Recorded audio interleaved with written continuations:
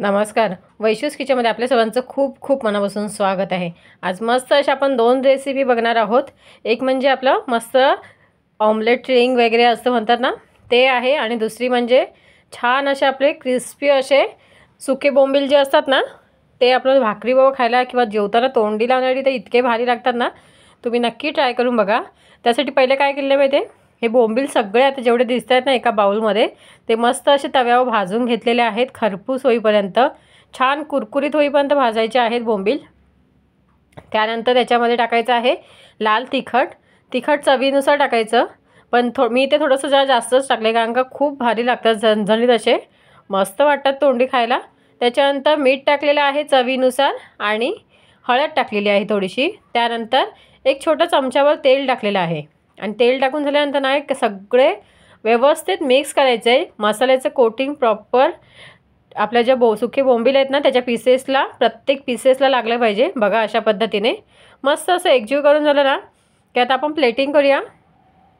भाकरीबरोबर खायला तर इतकं भारी लागतं ना, तुम्ही नक्की बघा एकदा ट्राय करून. अशा पद्धतीने मस्त असे सुके बोंबील आता वाढलेले आहेत. त्याचबरोबर आपली छान अशी तांदळाची भाकरी आणि त्याचबरोबर तोंडी लावण्यासाठी कांदा. आहा, अजून काय पाहिजे ना जेवणासाठी. तर असं जर असेल ना तर मस्त असं एकाच्या ऐवजी दोन भाकऱ्या खाल तुम्ही, नक्की सांगते. बघा आता हा याचा फायनल लुक बघा किती भारी वाटतोय ना, आणि खायलाही झणझणीत चटपटीत असे मस्त असं लागतं सुके बोंबील.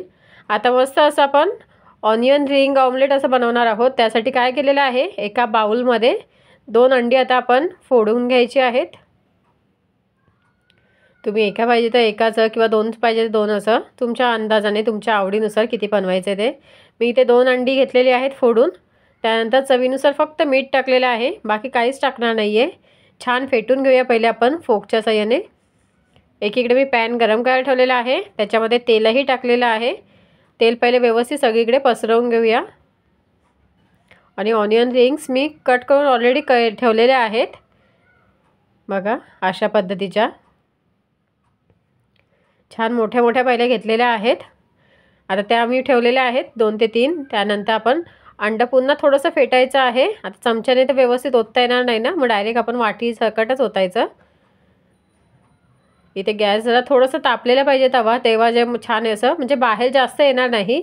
आता इथे थोडंसं आलेलं आहे, बाकी ते आपण ॲडजस्ट करून घेऊ शकतो. मी आता सगळे नंतर काढून घेतलेलं आहे. थोडंसं बघा शिजत आलं ना एका साईडने की आपण मस्त असं पलटवून घ्यायचे आहेत. अशा पद्धतीने ऑनियन रिंग्स, हे ऑनियन रिंग ऑमलेट म्हणा, बघा किती मस्त आलटून पलटून छान गोल्डन कलर येईपर्यंत परतवून घ्यायचे आहेत.